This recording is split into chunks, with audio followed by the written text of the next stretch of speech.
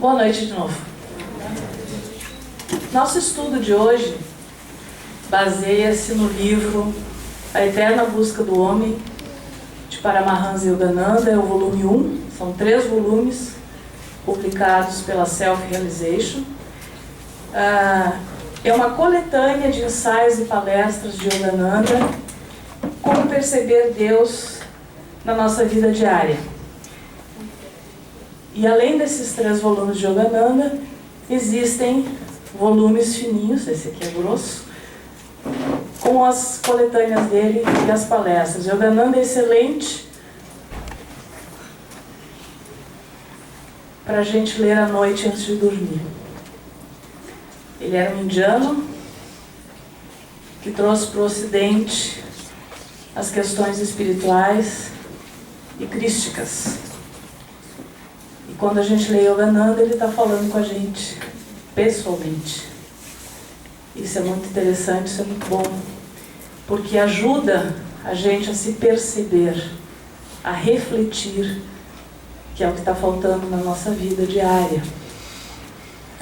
O capítulo que nós vamos estudar juntos hoje chama-se Autoanálise, chave para dominar a vida, e essa palestra foi dada por Yogananda em 1939. E o tema é extremamente atual, autoanálise. A gente fala muito em reforma íntima, mas às vezes a gente não sabe nem por onde pegar, por onde iniciar a reforma íntima. E a reforma íntima nada mais é do que começar a perceber-se, refletir quem somos, o que estamos fazendo aqui, o que queremos atingir, onde queremos chegar. Então Yogananda inicia dizendo assim: vamos sair dos limites do ego e percorrer os vastos campos do progresso da alma. Assim como o tempo prossegue, assim também deve sua alma prosseguir em direção a uma expansão maior da vida no espírito. Nós precisamos ir diariamente expandindo a nossa consciência, pensar por nós mesmos e refletir sobre o que nós estamos alimentando, o que está fazendo parte da nossa casa mental e do nosso mundo emocional. A iniciativa de cumprir seu mais importante dever na vida costuma ficar enterrada sob o entulho acumulado dos hábitos humanos. Por que isso? Porque a gente entra no processo semanal, mensal, anual, da rotina, muitas vezes cansativa, sob pressão, enfadonha, dos hábitos que estão arraigados, e a gente acaba não tendo tempo ou não dando tempo para o autoconhecimento. A vida vale a pena quando se realiza o trabalho mais essencial, o de descobrir o significado e os verdadeiros valores da existência. O homem deve aprender com o filme cósmico da vida que não está sendo exibido sem motivo. Tudo que acontece na nossa vida tem um motivo e tem um porquê. São lições que nós precisamos aprender para o nosso amadurecimento. O que acontece conosco é que a gente é educado para ampliar o nosso campo intelectual, nosso campo mental. E a gente não é educado para trabalhar nossas emoções. E a gente acaba desenvolvendo ao longo da vida muito o lado só mental, só o corpo mental. E o nosso corpo emocional, das nossas emoções, das nossas alegrias, das nossas satisfações, da realização, ele acaba sendo atrofiado ao longo da vida. E a gente esquece que a emoção é uma energia receptiva, feminina. A lágrima é uma energia receptiva, feminina. É uma forma de expressão da nossa vida.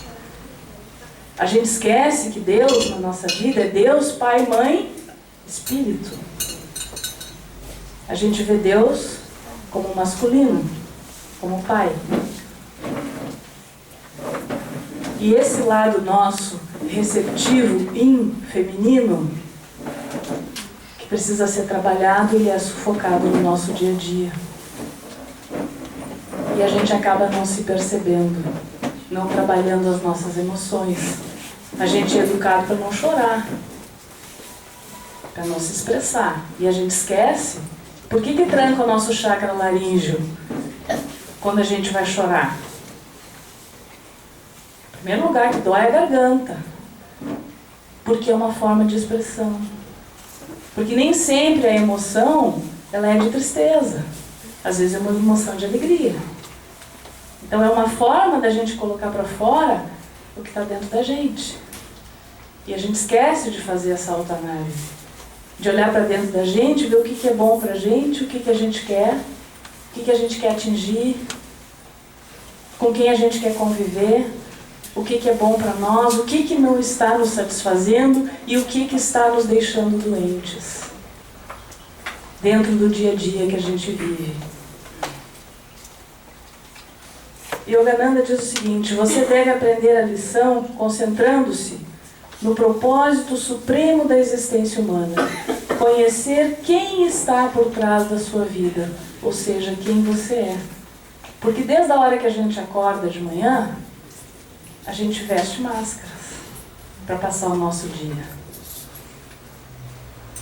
Né? Nós temos posturas, temos atitudes, e a gente acaba nesse dia a dia, nessa rotina, esquecendo da gente mesmo. A gente vai fazendo as coisas porque tem que fazer, como se fôssemos folhas levadas pelo vento. Ah, eu nasci assim, eu sou assim, vai ser sempre assim. Não. Mas aí cadê as rédeas da minha vida? Que eu tenho que ter essas rédeas na minha mão. Eu tenho que decidir o que é bom para mim e o que não é bom para mim. Então ele diz, sem autoanálise, o homem vive como se fosse um robô. Milhões de pessoas nunca analisam a si próprias. Mentalmente, elas são produtos mecânicos da fábrica do ambiente em que vivem, preocupadas com o café da manhã, com o almoço, com o jantar, trabalhando, dormindo, indo daqui para ali e também em tempo para se divertirem. Elas não sabem o que nem por que estão procurando. E tampouco compreendem por que jamais encontram felicidade perfeita ou satisfação duradoura. Esquivando-se da autoanálise, ficamos condicionados pelo meio em que vivemos. A verdadeira autoanálise é a melhor arte do progresso. Anote diariamente seus pensamentos e aspirações. Descubra o que você realmente é e não o que você pensa que pode ser. A maioria das pessoas não muda porque não vê seus próprios erros. Cada um é produto da hereditariedade e do próprio ambiente. Se nós não nos analisamos, não podemos observar quando a gente erra. E nós ficamos naquele processo de sequência de repetição de padrão. Então, às vezes, eu vou dar um exemplo. A gente está entediado com o tipo de trabalho que a gente tem. Às vezes é um trabalho monótono, onde eu já aprendi tudo que eu tinha para aprender ali e eu sei que eu não tenho condição mais de crescer ali. Ele é aquilo ali e ponto final. E aí eu estou insatisfeito nesse ambiente, não estou bem, não sou feliz ali, por consequência quem convive comigo também não está feliz. Porque a gente interage uns com os outros. Se eu estou infeliz, eu vou passar a infelicidade adiante. Eu vou mostrar que eu estou enfadonho. E daqui a pouco eu troco de emprego e eu pego um outro emprego exatamente igual àquele. Vai mudar o endereço, vai mudar as pessoas, mas o tipo de trabalho é o mesmo. E às vezes eu fico nesses processos repetitivos até eu me dar conta do que eu realmente quero fazer. E isso vale nos nossos relacionamentos também. Às vezes amizades que não são boas, que não nos ajudam a crescer, a amadurecer, às vezes são pessoas que só nos sugam. Relacionamentos afetivos que são doentios, que não me trazem alegria, não me trazem felicidade, trazem mágoa, trazem dor. E as pessoas não se largam, entram naquela simbiose sabendo que uma está fazendo mal para o outro. E não se largam. Por que não se largam? Porque é uma repetição de padrão onde a minha estima é muito baixa. Onde eu não me autoanaliso para saber por que eu estou alimentando essas energias doentias dentro do meu ser. Se o sol nasceu para todos e Deus nos criou como sua essência para sermos felizes, ele não é parcial. Ele não criou felicidade para uns e infelicidade para outros. Tudo que jorra dele em nossa direção, como diz Yogananda, é tudo por amor. E se a gente vibrar dentro dessa energia amorosa, nós vamos descobrir que, em essência, nós não precisamos possuir nem perder nada. Em Deus, tudo é. Nós esbarramos em nós mesmos, porque nós não conseguimos adentrar no nosso ser, na nossa emoção, no nosso coração, no nosso espírito e abrirmos as portas para essa abundância e prosperidade cósmica do eu mereço ser feliz. Eu mereço ter coisas boas na minha vida, mas eu tenho que abrir a minha mente e o meu coração numa autoanálise e saber o que é que eu realmente quero, para poder ir em busca e trabalhar em primeiro lugar aonde? No meu mental. Eu preciso trabalhar no campo das minhas emoções, no meu mental, para mim me dar conta de que aí eu vou abrir portas para que o mundo externo, material, venha de encontro àquilo que eu quero dentro da minha alma e do meu coração. O ponto de partida é dentro de nós mesmos. O caminho estreito que Jesus tanto falou, a via interna, é espiritual.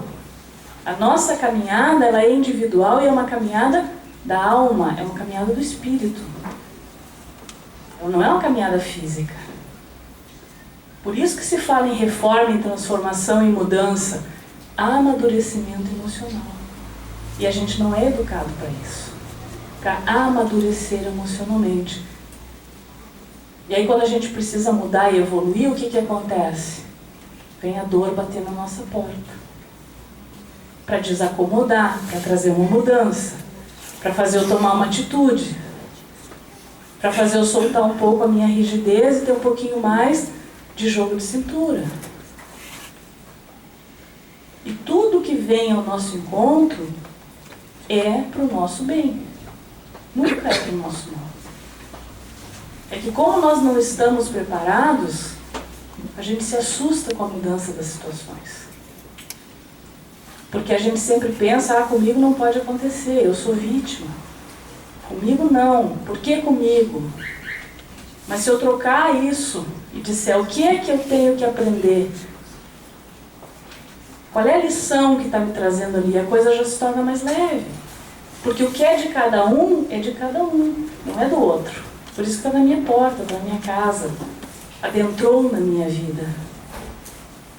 Assim como os relacionamentos, as pessoas na nossa vida, elas fazem conosco aquilo que a gente deixa que elas façam.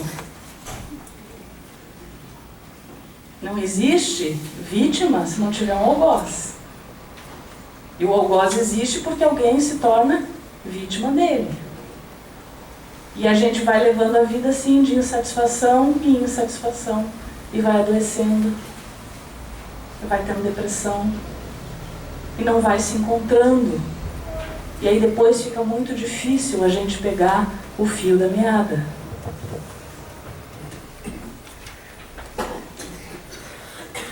Yogananda diz assim, modifique sua atitude mental. Ele diz assim, se nós pudermos mudar o nosso ambiente mental, de modo a não sermos perturbados pelas ações alheias, nós podemos mudar nós mesmos e podemos viver em qualquer lugar com paz e felicidade. Algumas pessoas estão doentes de ciúme, outras de raiva, de ódio, de paixão, de mágoas, de ressentimentos. São vítimas de seus hábitos e de suas emoções. Mas você pode fazer de seu lar um lugar de paz. Analise-se. Todas as emoções se refletem no corpo e na mente.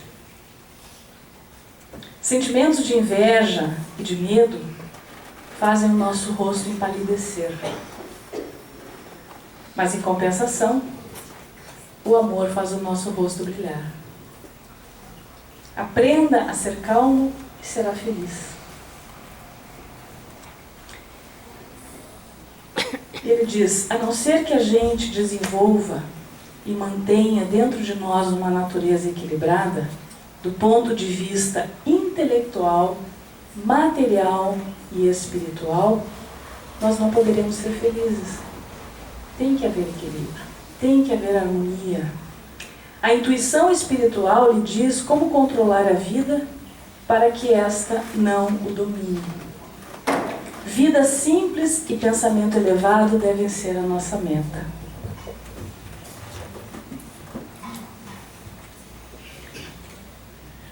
Ser capaz de fazer as coisas quando e por que devem ser feitas e recusar-se a fazer o que sabe que é prejudicial a você. Estas são as chaves do sucesso e da felicidade verdadeira. A gente tem que saber o que não é bom. Às vezes a gente assume compromissos maiores do que a gente pode cumprir. E isso faz mal, isso é prejudicial na nossa vida.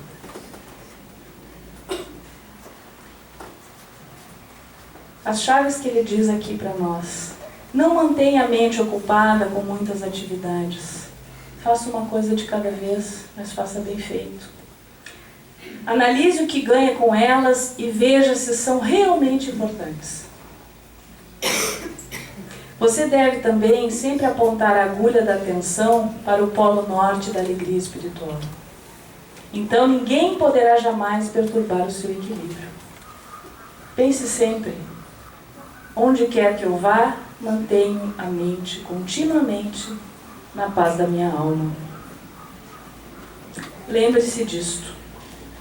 Se cada novo dia não encontrá-lo melhor do que no dia anterior, você está regredindo em saúde, paz mental e alegria da alma. Por quê? Porque não exerce controle suficiente sobre suas ações. Você mesmo criou seus hábitos e você mesmo pode mudá-los.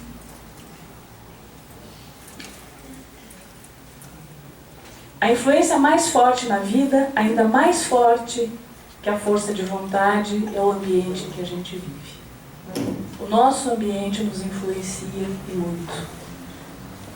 Quando encontrar dificuldade em modificar-se para melhor, benfeitores espirituais e tratamentos serão essenciais para ajudá-lo. Ele diz assim, se nós temos pensado de maneira errada, nós precisamos tomar a decisão de andar em boas companhias, estudar para nos autoconhecermos e meditarmos. Uma mudança de companhia pode fazer uma grande diferença. Quando vem aqui num templo religioso, mesmo que por poucas horas, sua mentalidade se modifica, você experimenta uma paz revigorante. Quando vai a festas, sua mente quase sempre fica inquieta, nervosa, agitada, normal. Depois, se entrar em uma atmosfera diferente, mais tranquila, você volta a ter paz novamente.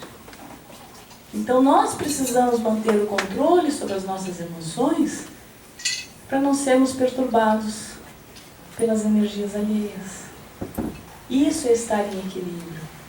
Isso é ter foco nas coisas que nós estamos fazendo. Quando ele fala, faça uma tarefa de cada vez, é no sentido de a gente estar presente naquilo que a gente está fazendo. Porque isso controla o quê? Aquilo que a gente sofre hoje, mal da humanidade, ansiedade. Porque quando eu estou ansioso, eu estou em expectativa de alguma coisa que ainda não aconteceu. E que eu acho que vai vir, é uma ânsia. E a ansiedade apenas traz ilusão. Porque quem diz que aquilo vai ser resolvido da forma como eu acho que vai ser? Quando a gente joga as coisas para o cosmos, pedindo para a providência divina nos auxiliar, cabe a nós fazer o pedido. Quando eu faço o pedido, eu estou dando uma outorga para que Deus me ajude. Eu quero, Pai, me auxilia, eu preciso. Ele sabe que nós precisamos, mas nós precisamos verbalizar. Nós precisamos tomar as rédeas da nossa vida e do que nós queremos jogar para o alto. Agora, como isso virá ao nosso encontro, não nos cabe saber. Por isso Jesus falava, orai e vigiai. Orai, peça o que você precisa. Vigiai, preste atenção na resposta. Porque nunca vem como a gente acha que vai vir. E o plano espiritual ele precisa de um tempo para organizar as pessoas, as situações, os lugares, as coisas, aquilo que precisa vir ao nosso encontro para aquele auxílio que eu pedi. Porque quando a gente fica sentado em cima de um problema ou de uma dificuldade, nós estamos batendo na mesma tecla e repetindo o padrão. Porque eu já sei que o problema está ali. Eu já sei de cor e salteado, de frente para trás, pelo avesso, o que é o meu calcanhar de Aquiles, o que é que está me incomodando e tirando o meu sossego. Ponto. Eu tenho que mudar o foco da minha mente e partir para a solução divina. A partir do momento que eu me autoanalisar como é que eu posso sair dessa situação, e que eu ore e peça, que eu tenha lucidez, que eu tenha ânimo, que eu tenha equilíbrio, que eu tenha coragem, que a resposta venha, eu mudei o foco, eu saí do caminho. Porque enquanto eu estou focado na dificuldade, eu não enxergo mais nada, eu não ouço mais nada, eu estou cego, surdo e mudo para as coisas divinas. Agora, a partir do momento em que eu começo a procurar a solução, uma luz no fim do túnel, as coisas vão melhorar. E como nós estamos agora vivendo momentos muito, muito difíceis,